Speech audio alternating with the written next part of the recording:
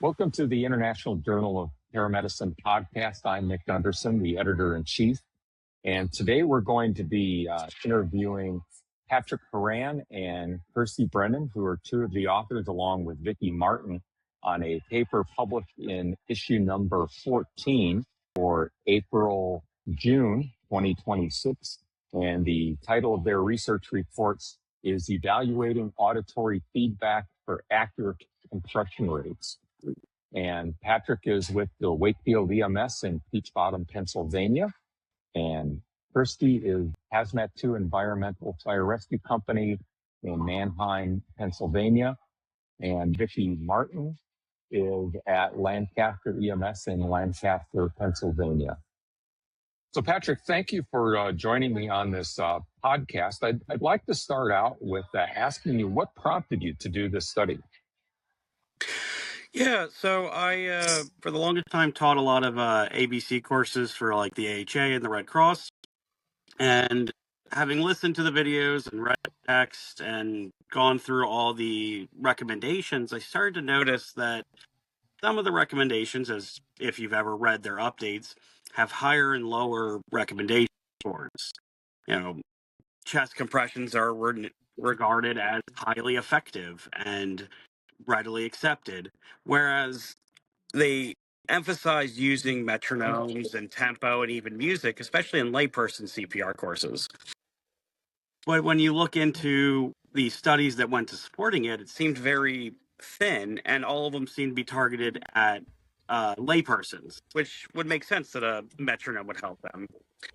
So we asked the question, is that also true about a professional rescuer, somebody who has done this for some time, who's held CPR, who's performed CPR? Do they also get the same benefit that a layperson might get from a metronome or a prompt? And there just didn't seem to be much supporting it either way. So Kirstie, can you tell us a little bit about how you and your co-authors went about actually conducting this study? Take us into the methods. Yeah, absolutely. So first, I want to start out that Lancaster County, Pennsylvania has such a great network of first responders that this was a great exercise in cooperation between different agencies. So being as interconnected as we are in this county, we sent out an email saying, hey, we want to conduct this research study. Is anybody interested in participating? And we got responses from, I think, 4 different agencies in the county that were like, yes, please come and use our staff, use our space to conduct your research study. So that was fantastic, and thankful for them. So we spent several days going about different stations with our CPR mannequins, testing either in silence with the metronome or with Rick Astley's Never Gonna Give You Up, which is highly regarded as one of the most apt songs to do CPR to. So and did that for 2 weeks almost. And then compiled all of the data through a Google form to help put it into a spreadsheet. And then Patrick did a lot of the analytics then on the back end.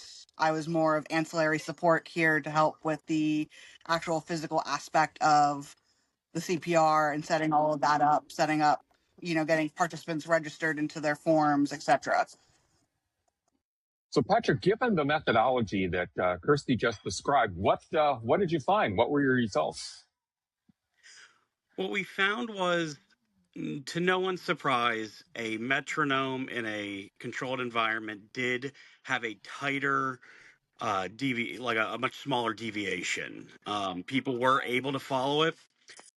Music was found to be the least effective. People were having, even for songs that were listed by the American Heart as good quality songs to do CPR to, they found them more distracting than helpful.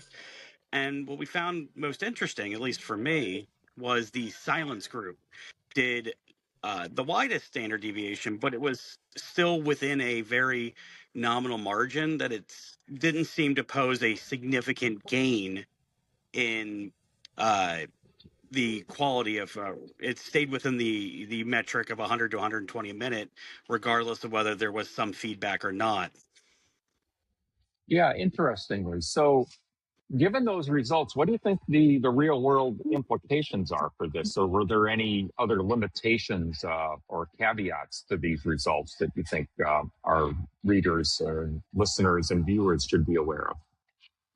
The biggest caveat, and I want to make sure everyone's keen on this, is that it was a decently small sample size. They were professional rescuers, and this was done just with chest compressions. So there's a lot of room to evaluate if this has applicability. There's still some limitations.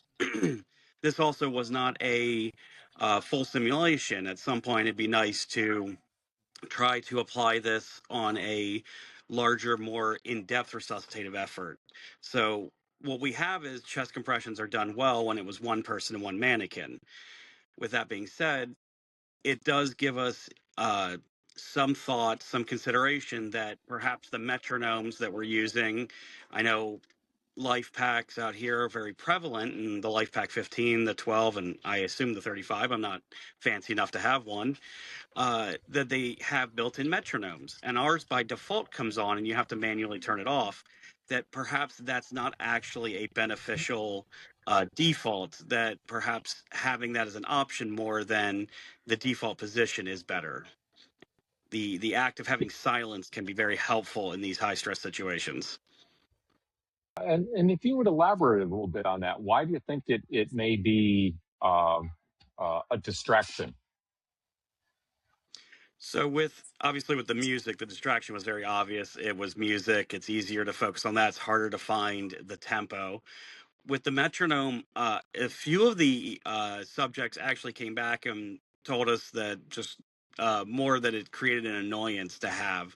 So there's something about having music that's enjoyable, but having a metronome that was irritating, but they got better results with the metronome, but found having 2 minutes of just ticking was kind of grating by the 2 minute mark. So I can't imagine what 15 or 30 minutes of that might sound like. Yeah, and the other thing I noticed in the discussion section of your paper was that this was a simulation, a very sterile environment, if you will, but on a real resuscitation scene, obviously there's going to be a lot going on. And you mentioned that you had concerns about cognitive overload. Yeah, one of my previous jobs in a previous life, we really discussed and practiced how much cognitive overload can impact us when we were doing things like critical care transfers. So we have these situations where we have high risk patients, and the more noise we introduced into the environment, the harder it got for people to focus. We would do subtle noise increases, things like increasing the alarms on monitor sounds to see how people would react. And what we found was the louder it got, the more they wanted to just scream. The more they screamed, the less they were thinking about what they were doing. And it made something as simple as moving a patient on a transvenous pacer so much harder than it needed to be, that we realized silence actually has a lot more place than extra noise. Fair point. So, bottom line takeaway conclusions. What would you like people to come away from this study thinking about? That if you're using a metronome and it works for you, by all means, I don't want to stop you, but consider the importance of how effective are your people? How are they trained well enough that they need that, or is it a benefit? Asking yourselves on your own scale, does this work for my department? And don't just say, well, the AHA or the Red Cross, not to pick on anyone in particular, or ASHI, says we should have a metronome, that we need a metronome. It's what works for my team, and do a little bit of sort of mini experiments with your own team. Figure out what works to resuscitate your staff. Very good. I appreciate the effort that you and your team put into this study. I think it contributes to the literature. Thank you very much, Patrick.